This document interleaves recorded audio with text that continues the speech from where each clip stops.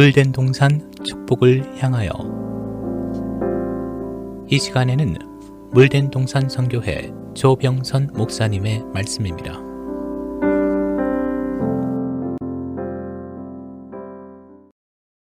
할렐루야, 평안하셨습니까? 오늘부터 인간의 원죄인 선악과에 대해 말씀을 나누려 합니다. 성도 여러분, 세상이나 교회나 가정이나 가장 크고 잦은 분쟁의 원인은 대다수 자기 생각이 옳다고 생각해서 갈등이 시작됩니다. 그런데 신학대학원에서 논문을 쓰기 위한 워크숍을 하면서 참가자들과 갈등의 원인에 대해 말씀을 나눈 적이 있습니다. 그 결과 자신의 삶에서 일어난 갈등의 원인에 대해 대다수가 상대방에게 그 원인을 두었다는 사실을 깨닫게 되었습니다. 이렇게 된 근본적 원인은 양측 모두 자기의 잘못을 찾기보다는 상대를 먼저 비판하고 정죄하였기 때문이지요. 어떤 문제가 발생할 때 서로의 화해 접점을 찾지 못하고 정죄하고 정죄당해 상한 감정은 관계만 상하는 것이 아닙니다. 서로 부정적인 사고를 유발시키지요. 특히 정죄받은 상처와 고통은 심리적인 장애를 일으킬 뿐만 아니라 그 사람의 잠재적 발휘를 하지 못하게 그늘 속에 매어 살게 합니다. 제가 오늘 제목을 창세기 선악과 사건이 지금도 일어나는 배경과 동기를 지은 것은 이런 일이 단순히 이례적이거나 추상적 사건이 아닌 영적 실제로 창세기부터 계시록까지 계속되었기 때문입니다. 또한 우리가 산 이 시대에도 개인적으로, 사회적으로, 교회적으로, 국가적으로 정죄하고 정죄당한 상처가 주는 영향력, 파괴력은 눈과 귀로 날마다 접하고 경험해 왔다 해도 과언이 아닐 것입니다. 그런 의미에서 우리의 신앙의 삶에서 가장 먼저 깨닫고 신앙의 터닝 포인트가 되어야 할 지점은 남을 정죄하는 자리에서 돌아서는 것이라고 저는 생각합니다.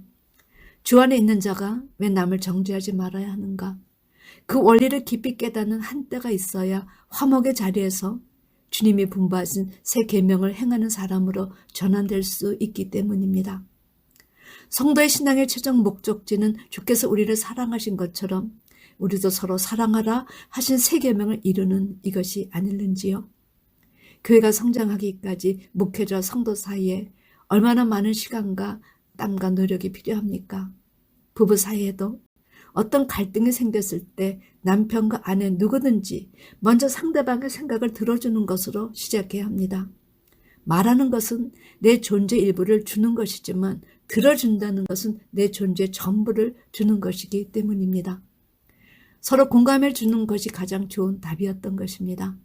그렇다면 지금 부부간에 가지고 있는 불안은 거의 소통의 문제로 발생했다는 거지요.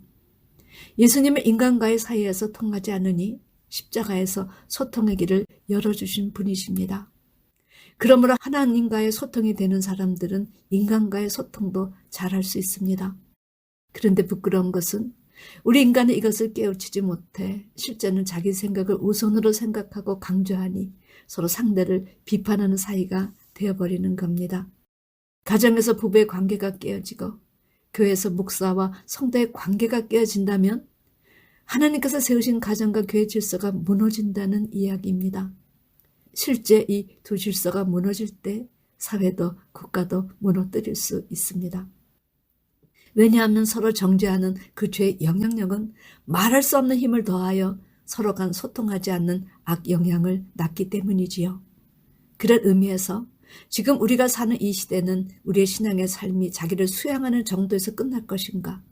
자기 삶의 진정한 신앙의 삶으로 전환할 것인가에 대한 마지막 점검이 필요한 때라 생각이 됩니다. 자유민주주의 본토인 미국에 중국의 자본이 수많은 미국인들을 사회주의로 물들였다는 사실이 이번 대통령 선거에서 드러났습니다. 우리나라가 공산주의로 물들어 가는 것을 보면서 세계 최고의 자유민주주의 국가인 미국이 사회주의로 물들어 가는 것을 보시면서 성도 여러분은 주께서 제시하신 마지막 때가 가까이 왔다고 생각이 들지 않으십니까? 마지막 때는 공산주의가 세상을 좌지우지하는 세상, 어떤 종교도 인정치 않은 그런 세상이 올 것을 성경은 미리 예고하여 주셨습니다. 그런 의미에서 세상을 바꾼 믿음의 선배들은 자기 수양 차원에서 머물지 않았습니다. 자기 변화를 통해서 새로운 삶을 이루어내었지요.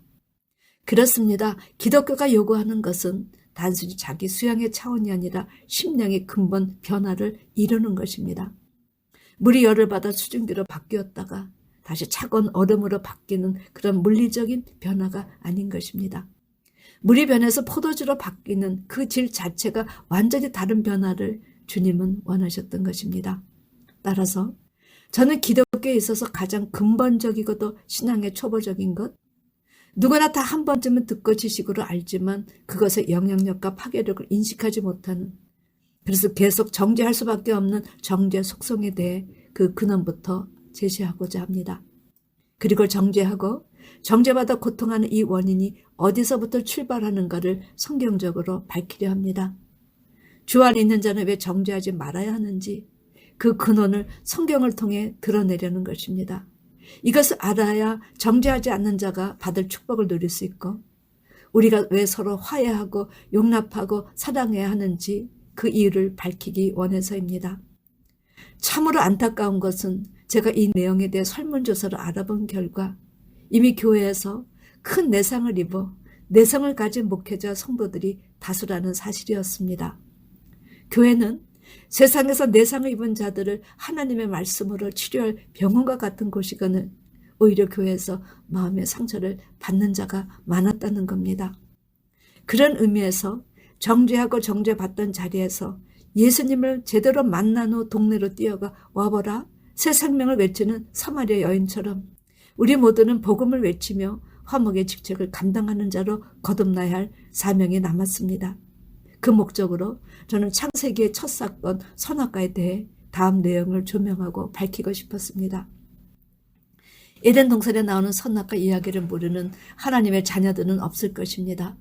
그런데 이 선악과가 과연 무엇이기에 하나님은 에덴 동산의 각종 나무와 생명나무, 선악을 알게 하는 나무들 중 왜 유독 선악을 알게 하는 나무의 열매만은 먹지 말라고 경고하셨는지, 하나님은 여자를 유혹하는 뱀을 왜 아주 없애버리시지 않으시고 에덴 동산에 거하게 하셨는지, 왜 뱀은 거짓 증거하며 여자에게 선악과를 먹이려 유혹했는지, 선악과를 먹으면 죽는 것을 아시면서도 여자가 뱀에 유혹당할 때 왜 하나님은 강권적으로 막지 않으셨는지, 여자는 선악과를 먹으면 죽는다는 사실을 알면서도 왜 남편까지 유혹하여 먹였는지, 여자는 그렇게 먹지 말란 선악과를 먹고 임산과 해산의 고통은 물론 평생토록 자기 남편을 사모하고 그의 다스림을 받아야 하였는지, 왜 선악과 먹은 아담에게 땅은 너로 인하여 저주받고 너는 종신토록 수고해서 그 소산을 먹고 땅이 내게 가시덤불과 엉겅퀴를 낼 것이니 너의 먹을 것은 채소라는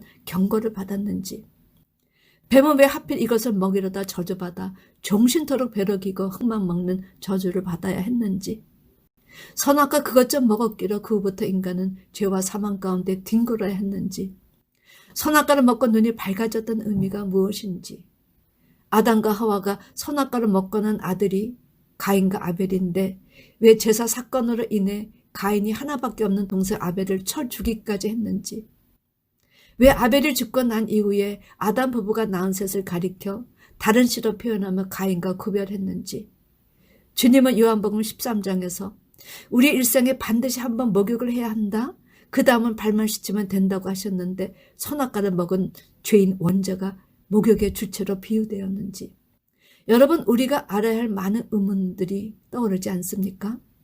그 선악과가 과연 무엇이기에 그것을 먹자 그들뿐 아니라 그들의 낳은 자녀들마저 그 죄를 유전받고 장래 태어날 모든 인생들조차 죄와 사망 속에서 하나같이 고통받고 사는 이 원인에 대해서 여러분 다들 묵비권을 행사해 왔습니다. 그런데 이 내용에 대해 누가 그것을 밝혀주셨는가? 우리 주님이십니다. 주님은 자기 백성에게 오셔서 선악과 이후로 우리 인생이 하나님께 갚아야 할 빚을 10,000달란트로 제시하셨지요. 여러분, 그 시대 10,000달란트란 우리가 상상할 수도 없는 금액이었습니다. 예수님 당시 유대 나라가 로마에 내는 세금이 800달란트였습니다. 그러므로 10,000달란트란 이 액수는 한 개인이 한 나라 임금에게 지는 빚으로는 결코 이해될 수 없는 천문학적 숫자였지요. 그런데 성경은 그 10,000달란트라는 액수를 무엇으로 비유하셨는가? 선악과 사건 이후로 6천여 년 아담으로부터 물려받은 우리들의 죄의 양에 대한 하늘의 판정임을 드러내 주셨습니다. 선악과는 하나님께서 찬양 사원의 사람을 처음 창조하시며 선악과 먹으면 정령 죽으리라 경고하신 최초의 행위 언약이었습니다. 사단이 하나님의 자녀에게 먹이고자 했던 최초의 유혹 양식이기도 했지요. 이 선악과는 우리 인생의 눈에 보기에 먹음직하고 보암직하고 지혜롭게 할 만큼 탐스러워 보였습니다. 그러므로 우리는 늘 이 유혹의 열매 앞에서 갈등하고 넘어져 왔다는 겁니다. 어느 날 우연히 이 선악과 의미를 깨닫고 얼마나 놀랐는지 모릅니다. 이 선악과 사건이 지금 이 시간도 존재해서 얼마나 많은 하나님의 자녀들을 죄의 구렁텅이에 빠뜨리고 신음케 하고 있는지, 이 선악과는 마치 우리 개개인의 마음속에 아직도 깊이 자리 잡고 수천 년 동안 죄를 생산해내는 죄의 공장과도 같았다는 것입니다. 선악과 사건은 저 멸망당한 사단에게 우리 인생이 당한 인류 최대의 가장 불행한 사건이 아니었는지요. 그런데 성도 여러분, 성경 전체를 자세히 살펴보니까 선악과 먹지 마, 먹으면 정령 죽으리라 경고하신 한때가 있었는가 하면 어서 빨리 장성한 자가 돼서 선악을 분별하는 자가 되라 재촉하시는 한때도 있었다는 겁니다. 그런 의미에서 우리는 이제 부분적인 선악과가 아니라 성경 전체가 제시하는 총론적인 선악과를 바로 알아야 합니다. 그래야 사단의 교묘한 유혹 작전에 쓰러져 그의 밥이 되지 않고 오히려 우리가 그 사단을 대적할 수 있습니다. 베드로는 근신하여 깨어라, 너의 대적 마귀가 우는 사자같이 두루 다니며 삼킬 자를 찾는다, 마귀의 정체성을 선포했습니다. 사도 바울도 마귀의 괴계를 능히 대적하기 위하여 하나님의 전신갑주를 입으라, 마귀를 어떻게 대적하는가 그 방법을 제시했습니다. 야고보도 우리가 하나님께 순복하면 마귀를 대적할 때 마귀가 우리를 피한다, 마귀를 대항할 때 어떻게 미리 예비할까를 가르쳐 주셨습니다. 저는 계시록 14장 1절에 제시된 시온산에 펼쳐진 그 장대한 청사진을 보고 얼마나 놀라고 감격했는지 모릅니다. 그것은 에덴에서 실패한 아담의 놀라운 회복과 인생을 향한 하나님의 뜨거운 승리가 있었기 때문입니다. 또 내가 보니 어린 양이 시온산에 섰고 그와 함께 14만 4천이 섰는데 그 이마에 어린 양의 이름과 그 아버지의 이름을 쓴 것이 있도다.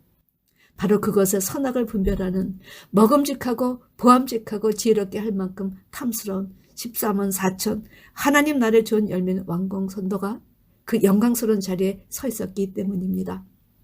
그러나 그 감격도 잠시 계시록 18장 큰 성 바벨론에는 사단의 끊임없는 선악과 유혹에 빠져서 하나님의 자녀라고 칭하는 다수가 이 선악과를 탐하다가 멸망당하는 모습을 보고 얼마나 가슴이 시리고 아프고 떨려왔는지요. 계시록 18장 14절 말씀, 바벨론아 내 영혼에 탐하던 가실이 내게서 떠났으며 맛있는 것들과 빛난 것들이 다 없어졌으니 사람들이 결코 이것들을 다시 보지 못하리로다. 사랑하는 성도 여러분, 왜 하나님의 말씀에 바로 서지 않는 자들에게 이 선악과는 만나게 보이고 빛나게 보였을까요? 지금 이 시대도 우리가 선악과를 왜 먹지 말라 하셨는가를 제대로 깨닫지 못하면 계시록의 18장의 경고가 이루어져 유황불에 들어가게 될 것입니다. 그 반면에 선악과에 대해 제대로 알면 장래 주님과 함께 시온산의 14만 4천의 영광의 대열에 서는 축복의 주인공이 되는 것입니다. 이것은 현재 우리 자신의 선택으로 남았습니다. 시온산의 14만 4천 대열에 설 것인가? 큰 성 바벨론에 속해 심판받을 것인가? 다음 주부터 시작될 선악과 청론에 귀를 기울이셔서 주님께서 재림하신 그날 시온산에 예수 이름의 인을 이마와 손에 받는 여러분과 제가 되시기를 주님의 이름으로 축원합니다. 아멘.